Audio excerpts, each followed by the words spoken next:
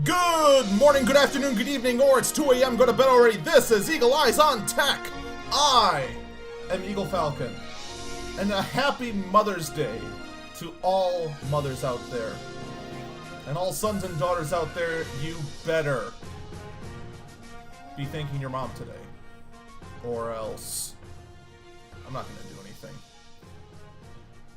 In any case, we got a lot to cover today. There has been some very interesting things going on in the world of custom computing.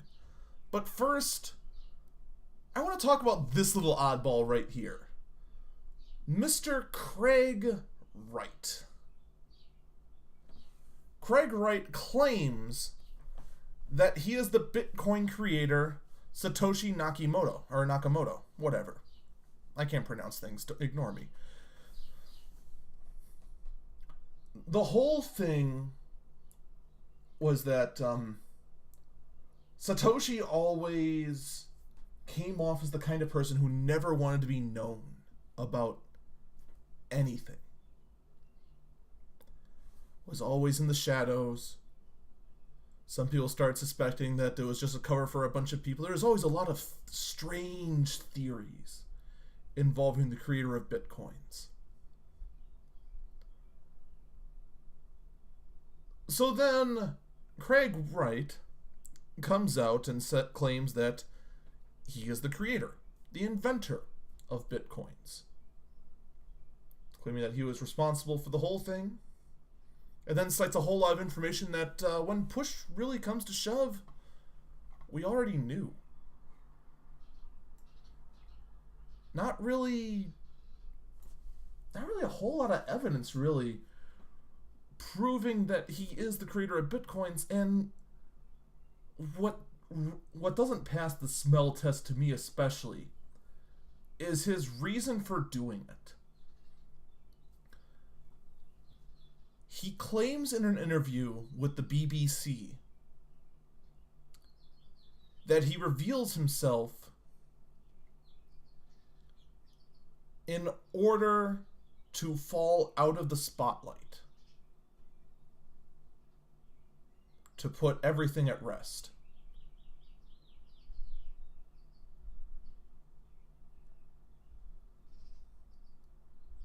I don't even think you have to be a skeptic to go, why? Because when push comes to shove, revealing yourself, you're in the eyes of the media. You're going to get asked questions forever about this. It's a stupid claim. What would ever possess you to want to go out into the media to step out of the media?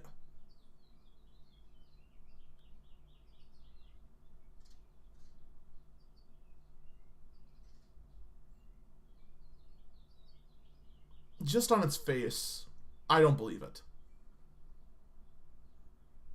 And I think the title for the BBC gets this just right. It says, Australian Craig Wright claims to be the Bitcoin creator. Not is the Bitcoin creator or Bitcoin creator discovered. He claims he is. So I give props to the BBC for not being idiots. Because Lord knows we need fewer idiots in the world. And speaking of idiots on the road, let's talk about this amazing little gem, which is now gone.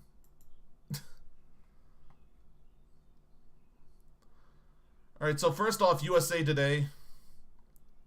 Shame on you for your retarded page layout. General Motors and Shut up.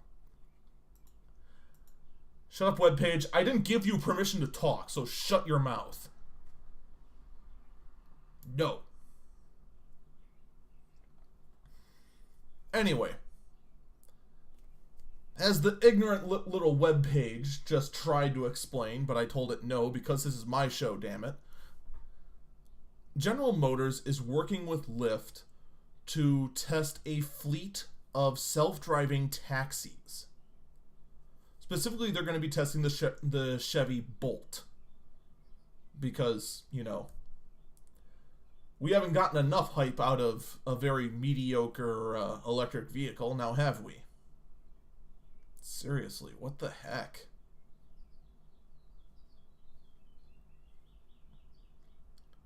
But the concept on its face is actually really cool. They're trying to push these out. They're going to be testing in a few select cities these taxis that self-drive on their own, and just actually try using these out there. First off, that tells me that they are really close. Really, really close. And whether you prefer Uber or Lyft, it's irrelevant, because in the end, it's all about how well the software behind the car works. And Uber and Lyft have nothing to do with that in this case. It's all about the manufacturer of the car, the sensors, and being able to map itself out. If they're using Apple Maps, they're just going to get lost forever. If they're using a real GPS that actually functions, then they're going to be fine.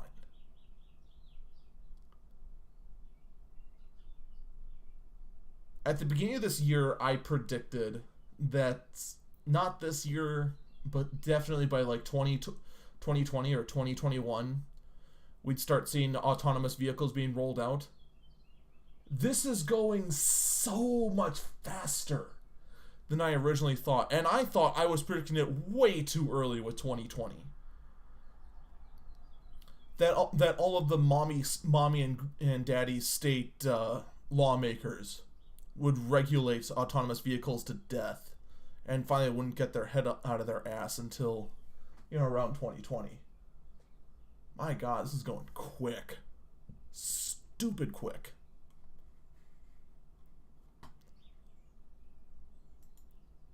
But let's move on for a minute.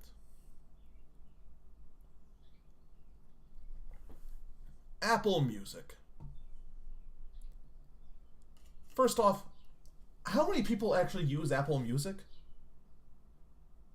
I mean, they say they have a lot of subscribers. Like a lot. I have not heard one person ever say they like Apple Music. I actually struggle to find users of Spotify, and that's one of the more well-known services out there. But in any case, Apple Music normally starts at $9.99, but if you're a student, for some reason, you can get it for $4.99, which is the same price you get on Spotify.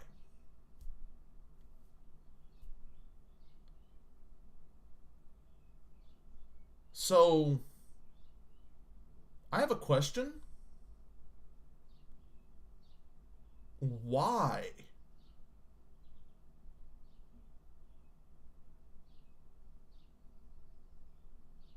Seriously, why? Why on earth do students need a discount to use music?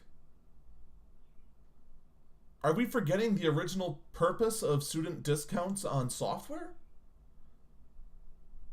The whole point in the get-go was to give a student discount to high-end pieces of software used in a professional environment, such as CAD, Adobe, blah, blah, blah.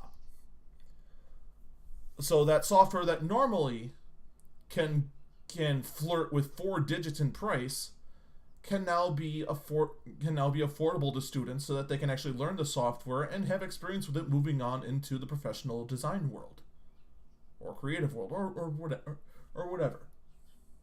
or engineering. You get the idea.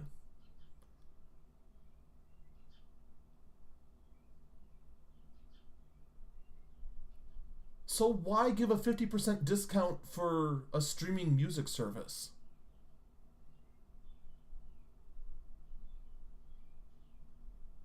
Is it to make students feel better? And plus, if you can afford to do, $49 a month on a stream music service, which I don't see why you wouldn't be able to, why not just do it across the board? If Spotify can do it, why can't Apple? This whole thing just raises so many questions. It blows me away. Especially since when push comes to shove, the only ongoing cost in a streaming music service is the payout to the artists.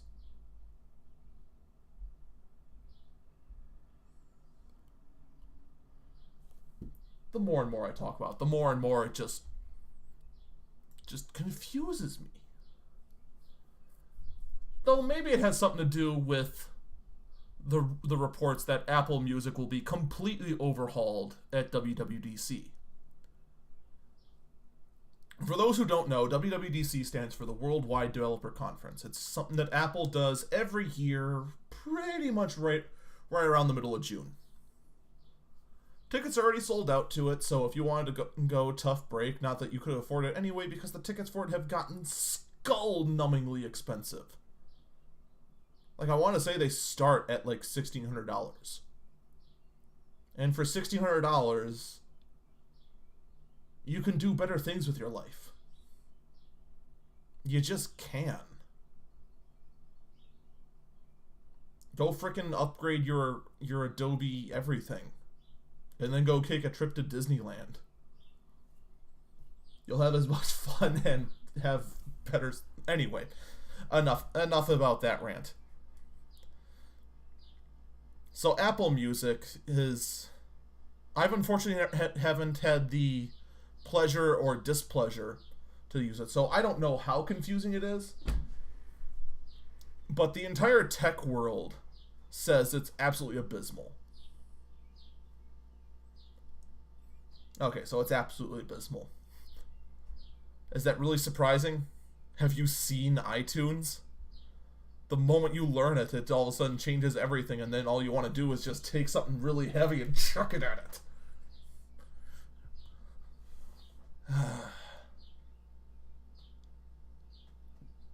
So yeah, to get a complete overhaul at WWDC, that's not unexpected. I just hope that the iOS team is in charge of that user interface and not the iTunes team is in charge of that user interface. Because, my God, iOS, they got everything right.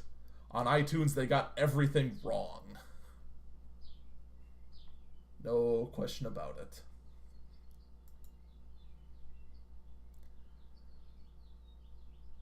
Well, there's no good segue into this, but here's a little bit of a panic for you. So there's been reports that there were a massive database of passwords that were just being handed out, basically, to anyone who gave this hacker a compliment. Or he just sold them for $1. And this one from Snopes says it's undetermined and unconfirmed. Many, many, many other facilities and outlets have said it's confirmed. And now every single, month, there's some sort of huge breach where, quite a few, like tens of thousands of passwords are leaked out because of some sort of SQL injection attack or phishing scam or whatever. Want to know the number on this one? 273 million passwords and login credentials were stolen by a Russian hacker and sold for $1.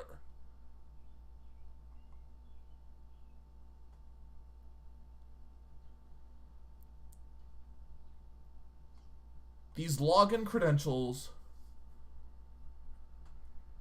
were stolen from,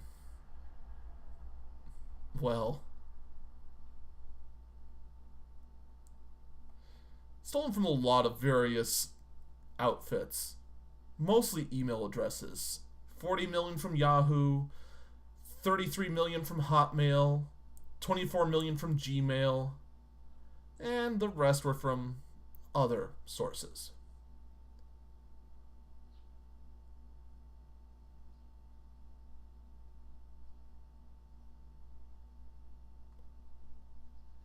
So what does this mean?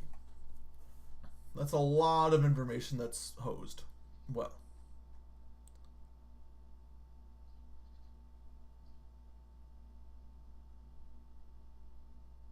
for starters, I don't think the password breach is nearly as bad as it sounds, because the password breach was from multiple sources. So a good chunk of those can be duplicates. In fact, it's not uncommon at all, once you hack a password, to try those same credentials on other sites. So you can probably safely cut that amount in 1/2 to 2/3-ish. Just because testing redundant usernames and passwords is extremely common. The other thing is that, fortunately, just having the user credentials isn't a whole lot anymore. Most places now require what's called two-factor authentication. And I encounter this all the time.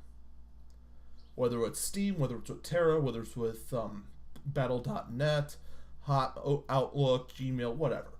You log into a different area, like say, well, like for example, when I was streaming Quiplash over at Bunny's house, when I logged into Steam there, it then emailed me a 4-digit PIN that I needed to put in, because it detected, oh, you're 20 miles away from home. What are you doing, Eagle?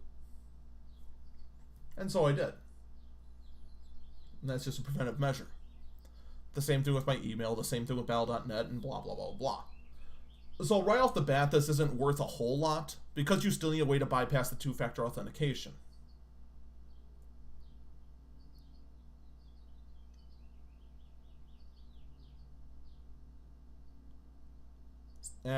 But regardless, that being said, it's still a pretty good idea to just go ahead and use different passwords for different areas. I've got like a set of like 7 passwords that I have memorized,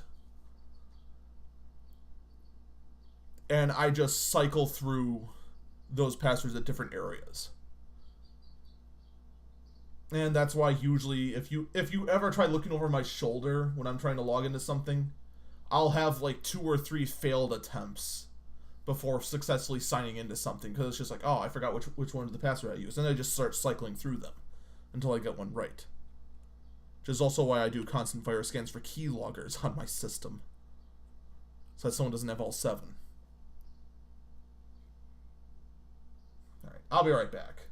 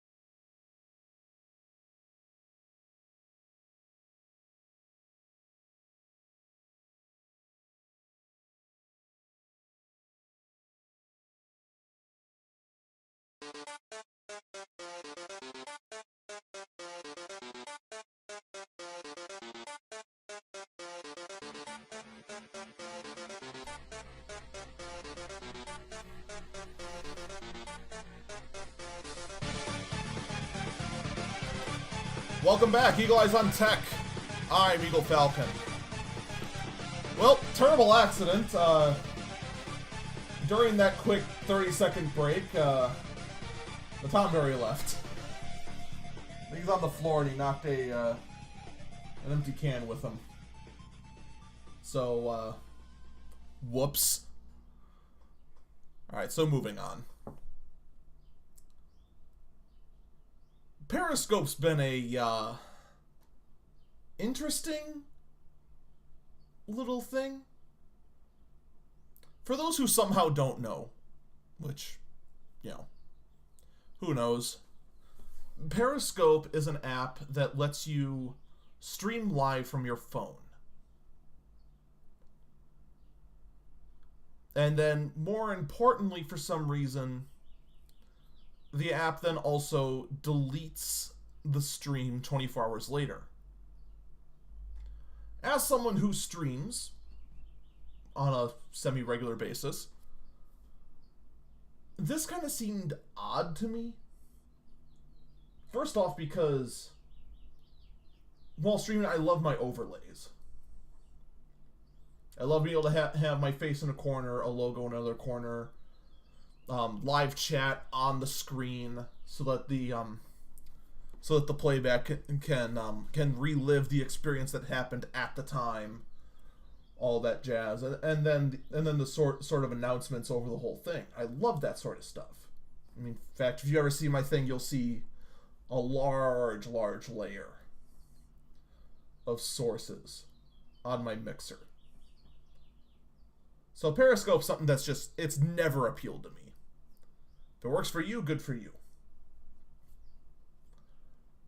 But Periscope finally added a feature that every other streaming service in all of existence has had since day one. And that's the ability to save your broadcast. And all you do is just put #save in your title. That's it.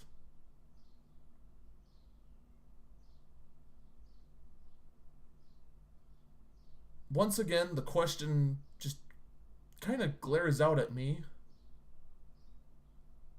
Why? Why was this not a feature from the get-go? Like, my Twitch streams give me, what, I think a week, 7 days to go and do anything I want with them, edit out highlights, that sort of stuff. Here, I've got to put in a flippin' hashtag right into the title of the Periscope broadcast in order to save it past 24 hours.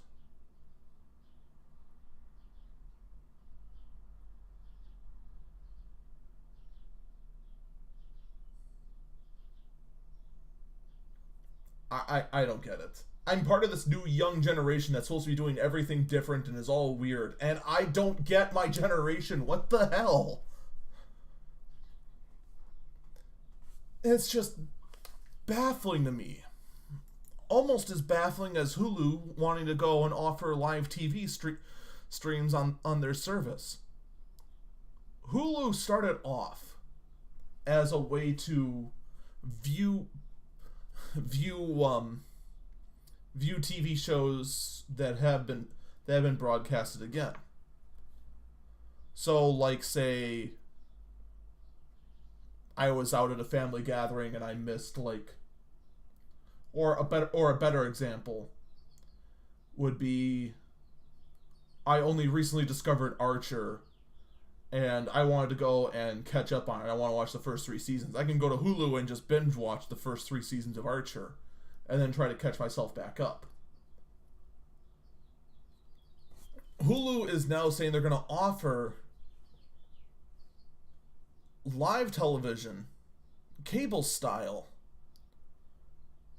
for, I think the article I first read said $40? Yeah, $40 a month to have those channels.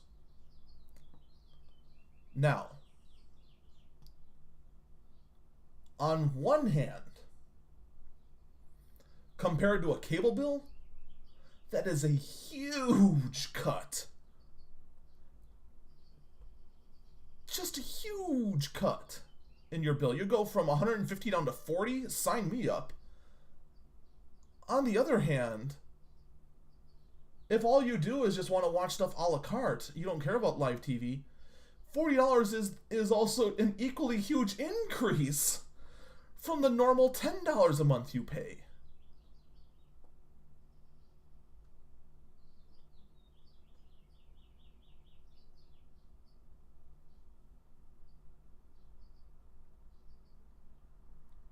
So this $40 a month price point,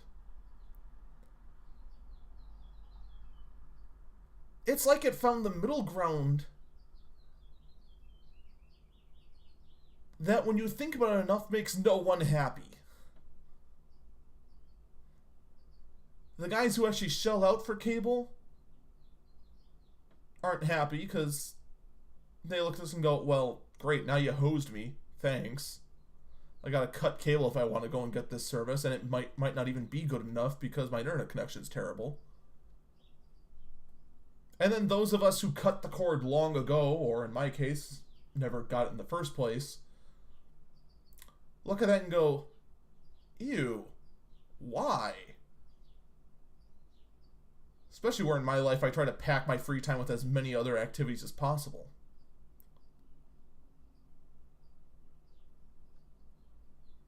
And now some in the audience just said they probably want to compete with Netflix.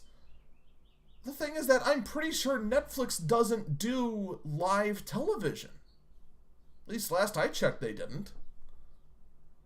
Netflix at the get-go was nothing but a Hulu competitor. Although I think Netflix did streaming old shows first. Maybe? Don't quote me on that. The more I think about it, I think Hulu was first. And Netflix was just streaming movies first. The more I think about it, the more I think that's right.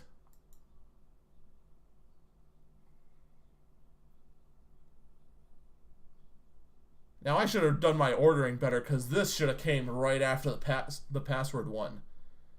Because let me tell you about an interesting little court ruling. So I'll give you the short version of it. This article specifically talks about Apple's fingerprint ID, but any sort of phone, like my Samsung phone can do this too, that takes your fingerprint as a password. A court poorly ruled, I shouldn't say it, a court ruled that takes away your Fifth Amendment right. That because you use a biometric scanner, that you can no longer take the Fifth if your phone can be used as evidence against you.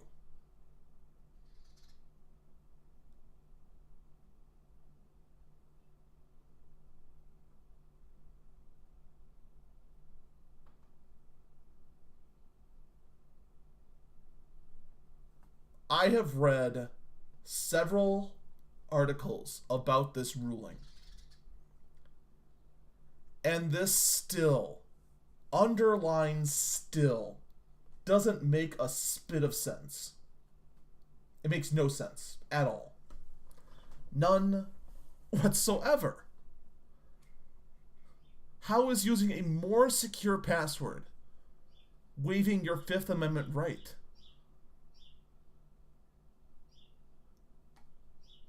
That makes no sense. In the end, a fingerprint scanner is no different than a lock and key. If I use a lock and key on my door and there's evidence in my basement, does that waive my Fifth Amendment right? No. So why does this?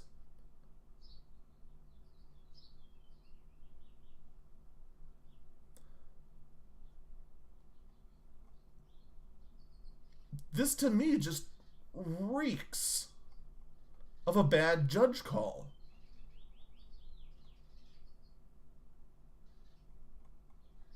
And unfortunately, I'm having a very difficult time trying to find who the judge is that made this call. Or which circuit court made this call, or whichever.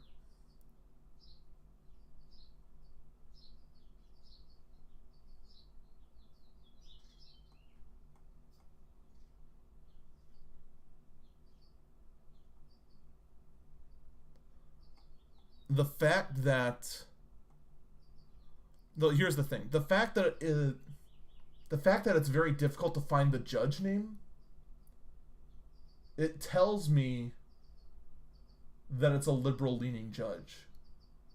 Because if it was a conservative leaning judge, every article would be blasting that, because they search for every reason to say that a conservative judge did this stupid call or that stupid call. The fact that they're hiding the court's identity, it smells to me that it's a liberal judge. And I want to find the name of that.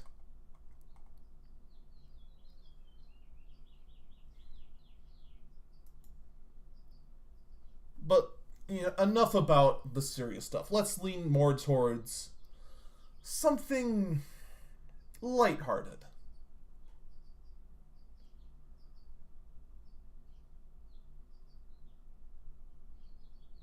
So there was I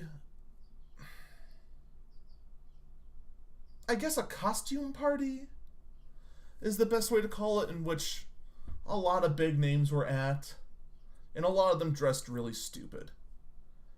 It was called the Manus and Machina Fashion in an Age of Technology. That is what this event was called. It was an annual fashion event hosted by Vogue.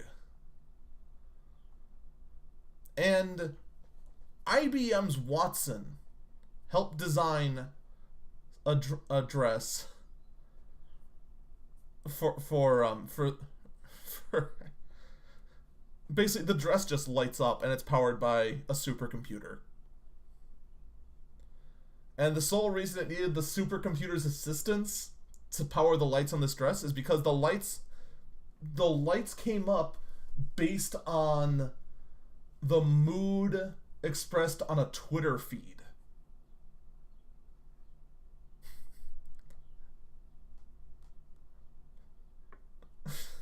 How many times do we joke about some stupidly high-powered computer doing the stupidest task? Doesn't this reek of that?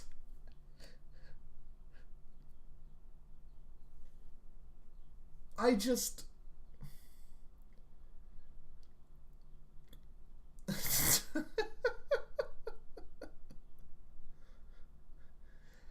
It powers a dress based on emotion.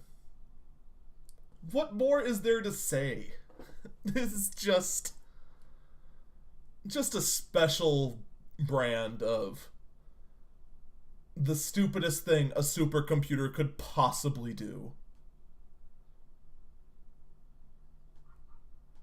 And keep in mind, we're talking about a legit supercomputer.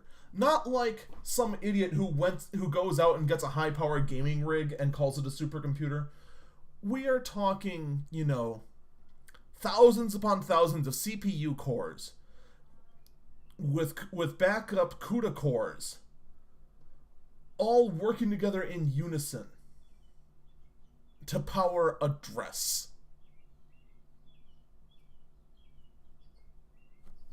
I'll be right back. I need to recover from that. I need to recover.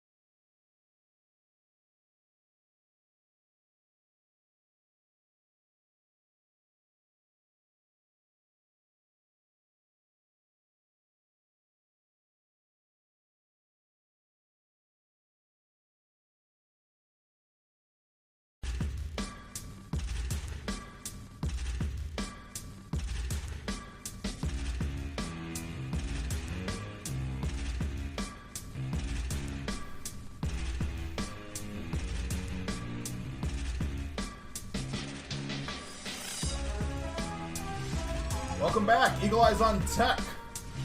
I'm Eagle Falcon. So enough about the actual tech news.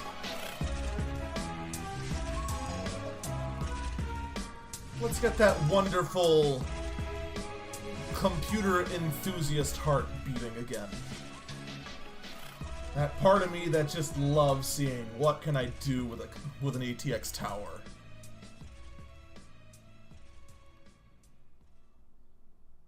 One thing that's starting to vanish very quickly on computer cases, and I'm not kidding, go to Newegg and actually try looking at some of these more modern cases. You're going to find out that the 5 1/4 bays that are used for optical disk drives are vanishing. And that's a damn shame. Not because optical media is going away. I'm not talking about that. You know, I could care less about optical media. I care more because a guy like me loved using those bays to put in something cool on the front. For example, putting in a low-end Asus ROG board and being able to put in an LCD panel on the front that would just show all the temps and then let you just soft overclock right on the front of the case. That was nice. And then, of course, there were things like this. Good old Icy Dock. For those of you who can't see, this has the shape of an optical disk drive, but on the front, it has not 2, not 4, not even 6, but 8. Count them, 8 optical disk drives. Or not optical disk drives, I'm sorry. SSD hot swap bays.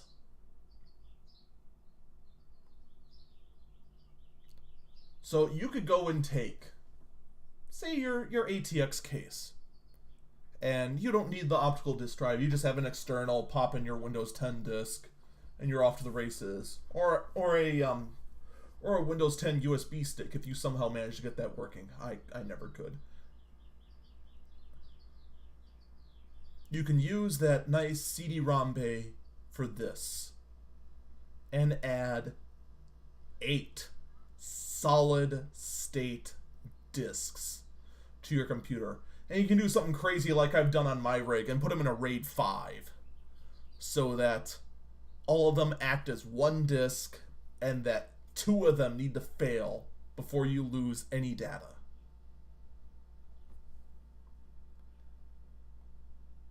And I'd like to urge the case makers, put the 5 1/4 bays back, because this sort of stuff, we need this. There's so many awesome things you can do with those bays, and this is just to prove that sort of thing. Now this one's even more unique, just the fact that, first off, here's a picture of all 8 slid out. They're all on sleds. You have to use SSDs, and you have to use the thin ones. They have to be at, what did they say? I think they said, 7 millimeters is what the thickness of the disk has to be, which is fine. Every SSD pretty much is 7 millimeters, unless you got it from China Corp. Then it might not be. The rear of this thing, how to hook it up, you have 8 SATA ports that are SATA 6.0 supported, or SATA 3. I call it 6.0 because that's the throughput. And then how many power plugs do you need? 2. You only need 2 SATA power connectors. You don't have to go and get some giant splitter. It's just 2. That's it. And don't let those 2 fans in the back scare you. They spin at low enough RPM that you do not have to worry about the sound of a server whistle going through it. So you could have like a rig like mine that's built to be kind of quiet, but still have a lot of horsepower in it, and you can still use this. Now, granted, in a rig like, you couldn't do it exactly in a rig like I've got, because I have a weird RAID card and it's SAS and all that wonderful nonsense so the plug doesn't fit. But still, you got a SATA RAID controller, you're off to the races, man. Beautiful stuff. And then in late breaking news on the week,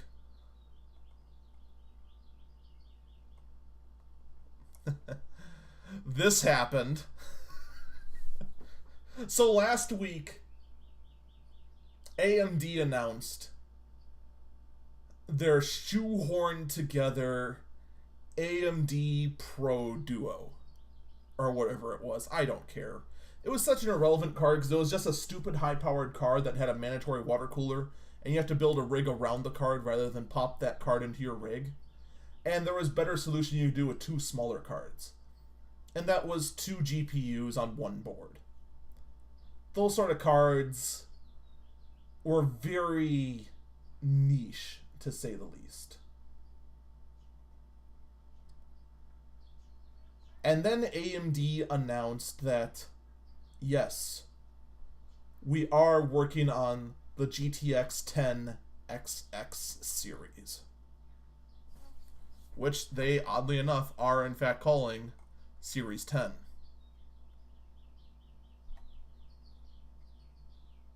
So, Ars Technica has the article, NVIDIA's GTX 1080 and GTX 1070 revealed. Faster than the Titan X at half the price.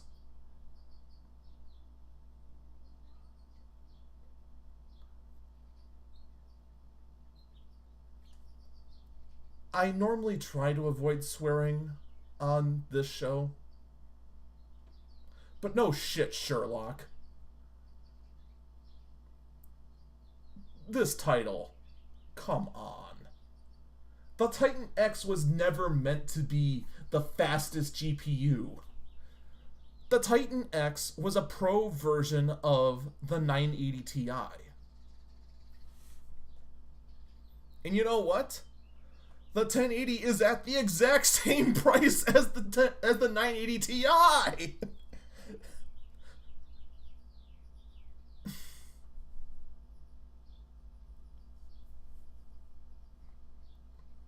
Let's be honest. It's a good card.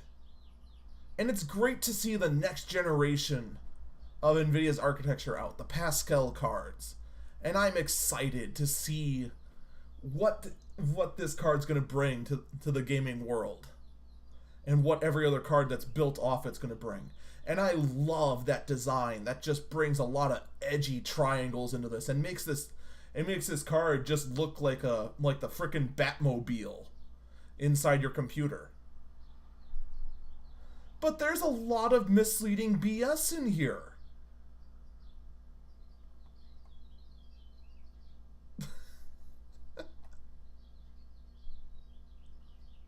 Now, first off, all of their benchmarking is, there's no actual benchmarking here, for starters. No hard numbers or anything. There is just the clock speeds and whatnot. It says you're going to get up to 2.1 megahertz on air cooling. That's well over the 1075 megahertz. Whatever. You don't have any benchmarks. And the problem is with the way graphic cards work, because the architecture radically changes each time, the clock speed can be drastically higher and you get no performance increase. So until I have benchmarks, I don't care about any of these numbers.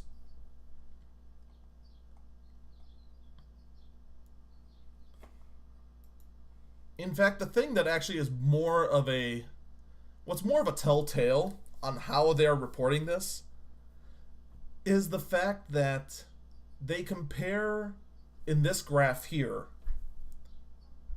the 1080 to the 980. Now, normally I'd say that's great. You're comparing the 80 series card, the 80 power card compared to another 80 power card in the previous generation for comparison. Except this time around, they are not an equal comparison. They are not apples to apples. They are not last year's apples to this year's apples. Because the 1080 is a higher TDP, the power consumption is higher. It's at 180. The 980 was 150. So the card consumes 30 more watts of power. Just on its face, if your graphic card consumes more power, it should outperform the card that consumes less power.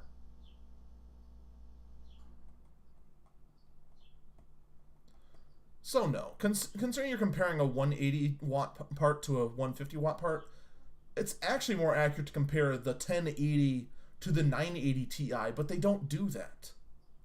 So this graph right here that shows that in virtual reality, the 1080 is, close to 3 times faster, and in Rise of the Tomb Raider, it's almost double, and in Witch Hunter 3, it's almost 100% improvement. Ignore that. That is all irrelevant. This entire chart is worthless.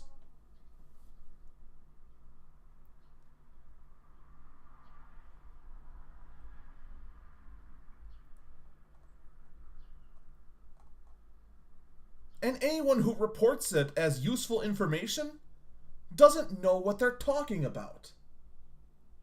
Because they didn't do something simple. Look at the numbers. The wattage says everything.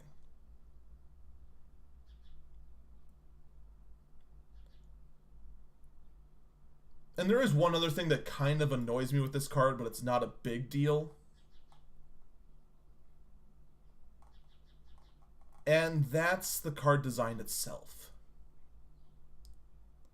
Now, it's not cosmetic. Cosmetic, this thing is flawless. It's beautiful. We've got 3 display ports. We've got an HDMI. We've got a DVI, and then we got that nice triangular grille, which is a welcome change from the slits we've had for the longest time. I love that. I love this look. There's plenty of ventilation. Top notch. No complaints from me. Then I look at the side. And there's the 8-pin. Now, you might be thinking, wow, that's amazing. It runs on one 8-pin. Get that thought out of your head right now. It's not just one 8-pin. If it was just one 8-pin, the TDP would be below 130 watts. It's not. It's 180. Which means there's either another 8-pin or another 6-pin on the back side of this card. And it's not a huge deal breaker for me, but it's obnoxious that they put the 2 pins in 2 different locations. So you got the 8-pin on one side, and more than likely you've got a 6-pin on the actual back of the card. So it's just more awkward wire management you gotta deal with, which, when push comes to shove, I'd rather have the old design. That's just all there is to it. It's just less to deal with.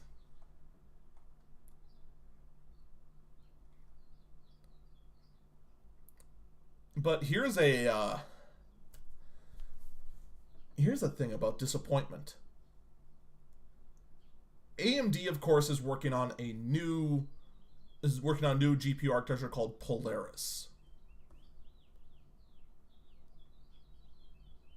Now, I cannot wait to see Polaris because the better AMD does, the better NVIDIA does. They have to push each other. And that's what brings us high-powered cards at low prices. And that's great. I want that. I want that more than anything. And the better AMD does, the better the game consoles will do, because just on the grounds that they work together.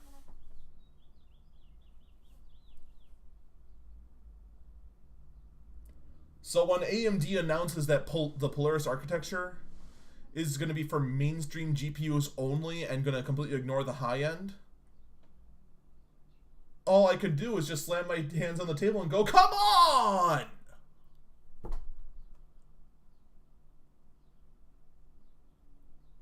Really? AMD, you want to know why Intel's getting away with $1,000 CPUs on the high end? Because of your crap like this. Going, oh, we're not going to go for the high-end market. They can have that. All of you enthusiasts, screw you. Go get your $1,000 CPUs.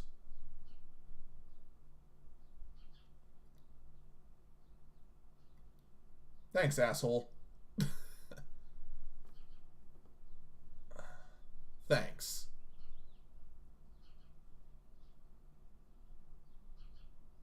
Now, maybe that means they're going to do something very similar to what Intel does on their CPUs. Maybe that means there'll be a mainstream architecture and then an enhanced version of that same architecture for the high-end cards. Maybe. I can hope. I think that's just a dream.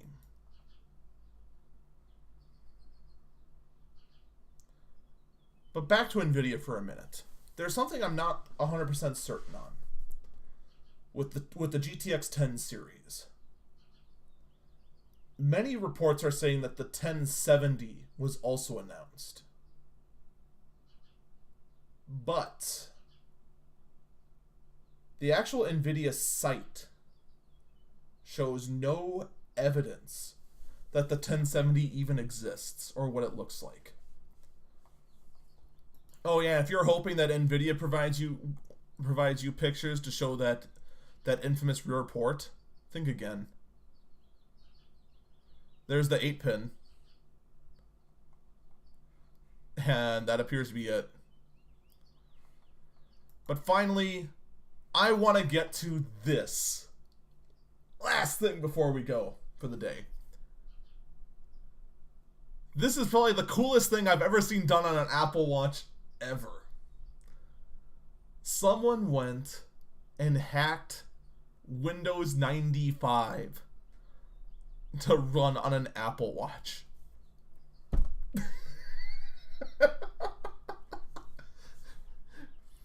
Flippin' Windows 95 running on an Apple Watch.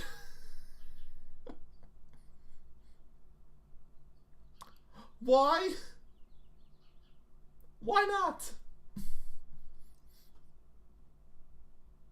What more could you want in life? You got an entire Windows operating system running on your watch now. Have fun with that. I'd read the rest of the article, but who cares?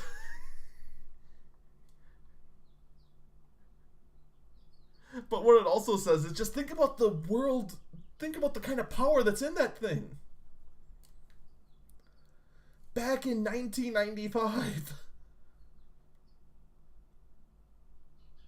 I think that watch is running a 500 megahertz processor or something like that. 500 megahertz to Windows 95? Oh god, it is happy as a clam. I mean, the article says it's 100 megahertz. I don't think the Apple Watch is that slow. If it is, though, 95 still happy as a clam.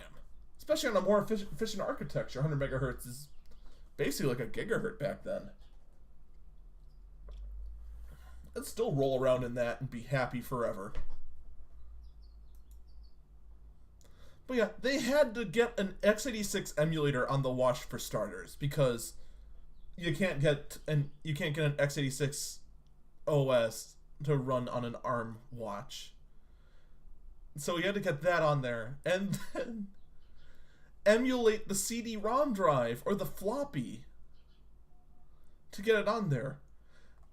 To basically go and have a start button that is what? 4 pixels long? It's not practical. Like, at all.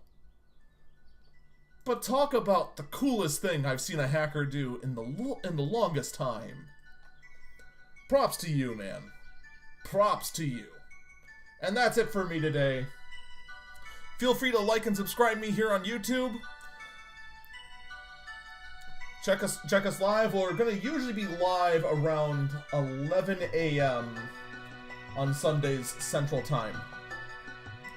Anyway, happy Mother's Day to all your mothers out there. Ma, I'll be seeing you soon. Take care, everyone, and rest well.